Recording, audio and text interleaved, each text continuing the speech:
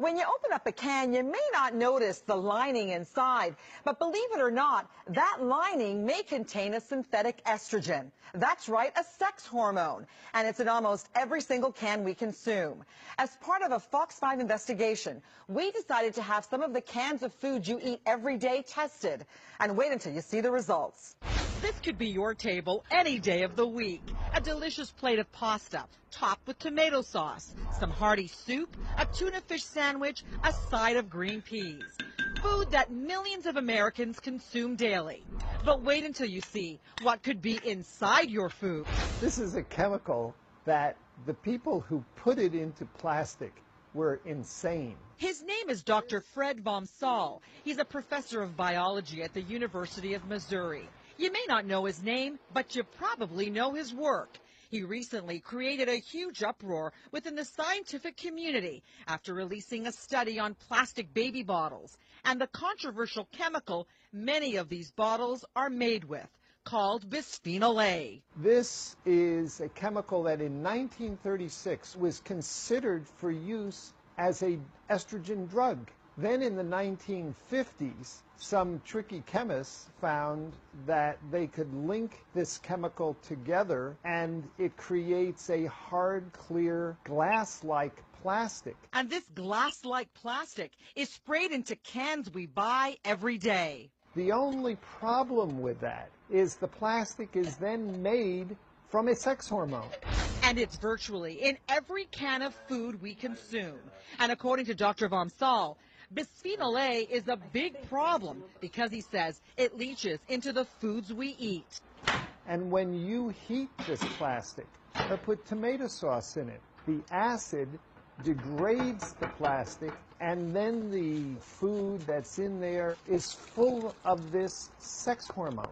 Dr. Vom Saal says they have tested bisphenol A in animals and the results are disturbing. We started testing it at levels tens of thousands of times below what anybody had ever tested before and found that it profoundly damaged the male reproductive system. Now we know it causes brain damage and it causes breast cancer and prostate cancer. So we decided to do our own tests of common foods we eat every day. We went to different grocery stores and purchased tomato sauces, soups, peas, tuna fish, as well as plastic containers and food wraps. We then sent them all to Dr. Vom Saal's lab in Missouri for testing. The food was removed from the cans. The cans were all cleaned, washed multiple times with water, allowed to dry, and then we put ultra-pure water in the cans to determine how stable the lining of the can was when just faced with water being in contact with it for 24 hours. The results were concerning.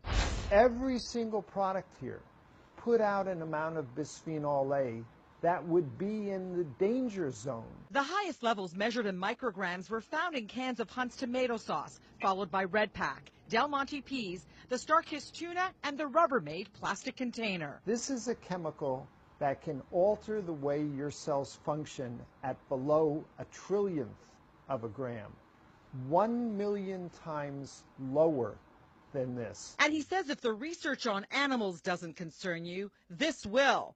Dr. Vom Saal says when he places bisphenol A leached water into a test tube with breast cancer cells, the cancer cells multiply rapidly. These amounts would massively stimulate these cells. Bisphenol A is big business here in the United States. It is estimated that the chemical companies produce 7 billion pounds of it a year, and it's making its way into our bodies.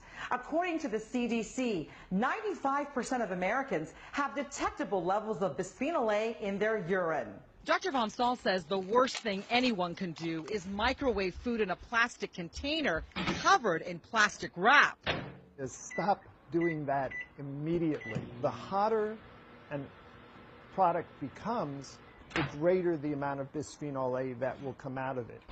We need to have a balanced presentations about chemicals in the environment. Sharon Kanice is vice president of the American Chemistry Council, a trade organization that represents the chemical companies. She says bisphenol A is safe to use. Bisphenol A has been very heavily studied, and it's been studied by many of the regulatory agencies around the world, and consistently they have stated that for the current uses, that bisphenol A is safe. The FDA tells us it is actively reviewing the safety of bisphenol A, and in a statement adds, considering all the evidence, including the very low dietary exposure to BPA, and the fact that bisphenol A has not demonstrated adverse effects when consumed by animals in amounts far higher than humans would consume, FDA sees no reason at this time to ban or otherwise restrict the uses now authorized. It has never been banned by any country around the world, and we're confident in its use. Dr. Bomsal says the FDA and other federal agencies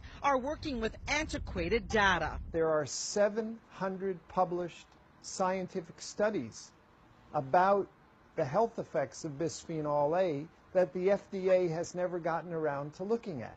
We contacted the parent companies for the products we tested, and in individual statements, the companies reiterated that bisphenol A is used in their products because it has been deemed safe and it is approved by the FDA. I'm Mary Garofalo.